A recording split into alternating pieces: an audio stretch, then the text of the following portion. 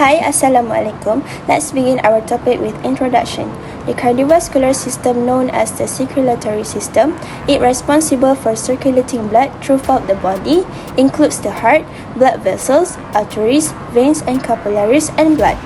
Its primary functions are to deliver oxygen and nutrition to tissues, remove waste products, and pump out the blood when you do such cardiovascular activity.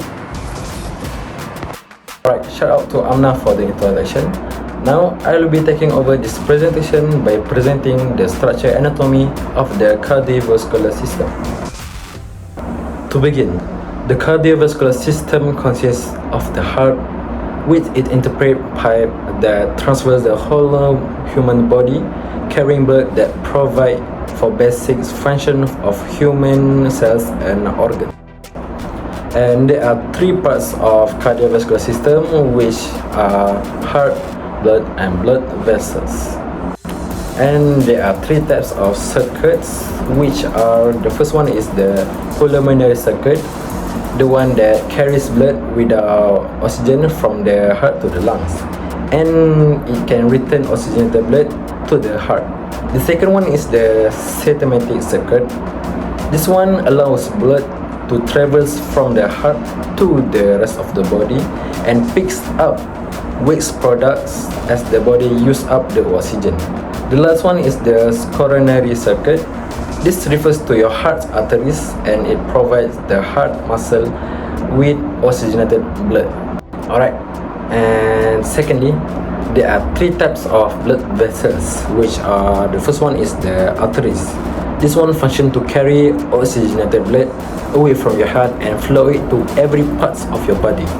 The second one is the veins, and this one function to carry deoxygenated blood towards the heart. And last one is the capillaries. This one connect arteries and veins together. Capillaries have thin walls and it allows oxygen, carbon dioxide, nutrients and waste products to pass into and out of the cell.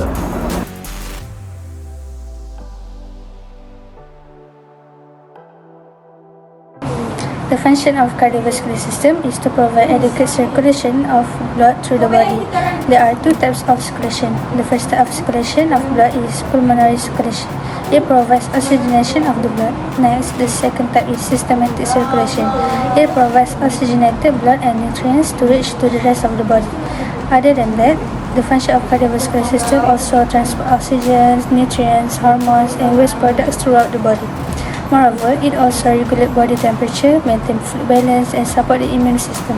It consists of the heart, blood vessels, and blood. Now, I will explain to you about blood flow in circulatory system. The blood flow in circulatory system is like a huge highway in our blood. It's made up of blood vessels that carry blood away from and toward the heart. This flow chart will show you how the blood flow in our body in every seconds, every minute, every day. These are the 10 organs that work in our body. Okay, so today we're gonna talk about two types of abnormal heart condition. The first one is cardiac arrest. Heart function, consciousness, and breathing all stop working unexpectedly. Number 2 is congenital coronary heart disease, an abnormality of the heart that appears before start. What is cardiac arrest?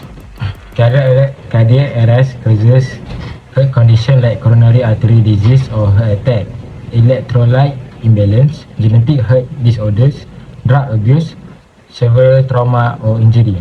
Symptom is sudden loss of consciousness, absence of pulse, no breathing.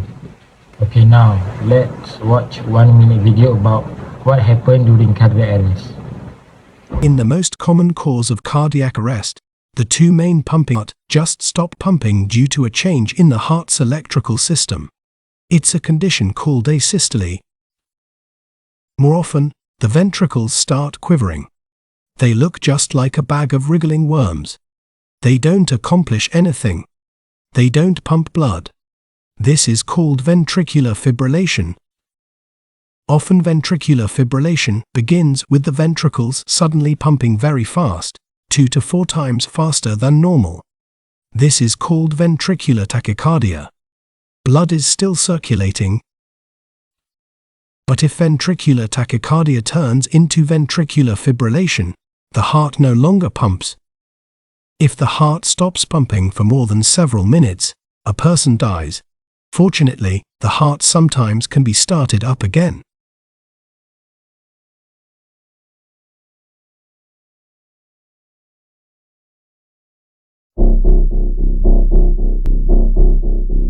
When a myocardial infarction strikes, the blood supply to the cardiac muscles is suddenly restricted. Starved for oxygen, these muscles begin to die, and within minutes are unable to keep the heart beating. The cause of this life-threatening attack is the obstruction of a coronary artery by a blood clot, resulting in most cases from atherosclerosis, which in the coronary artery is called coronary artery disease or CAD. In patients with CAD, atherosclerosis can begin to develop decades before symptoms arise.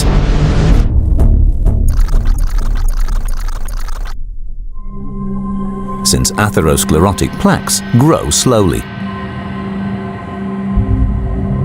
When a plaque ruptures and a blood clot forms, the threat of a vascular event becomes very real. Clots consist of activated platelets stabilized by fibrin strands. While activated platelets aggregate to seal the rupture site, fibrin formation is triggered by the coagulation cascade. An important part of this chain reaction involves factor Xa and prothrombin. When factor Xa encounters prothrombin, it cleaves prothrombin into thrombin. One molecule of factor Xa can catalyze the activation of 1,000 molecules of thrombin, which cleave fibrogen into fibrin. Fibrin then assembles into strands. Thrombin also leads to further platelet activation via PAR receptors located on platelets, thereby increasing platelet aggregation. This activation doesn't only happen in the blood flow, but occurs predominantly on the plaque surface. Because of thrombin's effects on platelets and fibrin, it offers a specific therapeutic target for the inhibition of arterial clot formation. Vascular protection through reduction of thrombin generation is a promising approach currently under investigation for the prevention of myocardial infarction, stroke, or cardiovascular death in patients with CAD.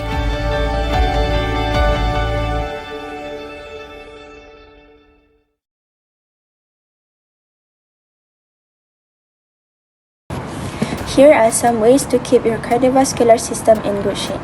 First, regular exercise. Engage in aerobic exercise like walking, jogging, cycling for at least 2 times a week.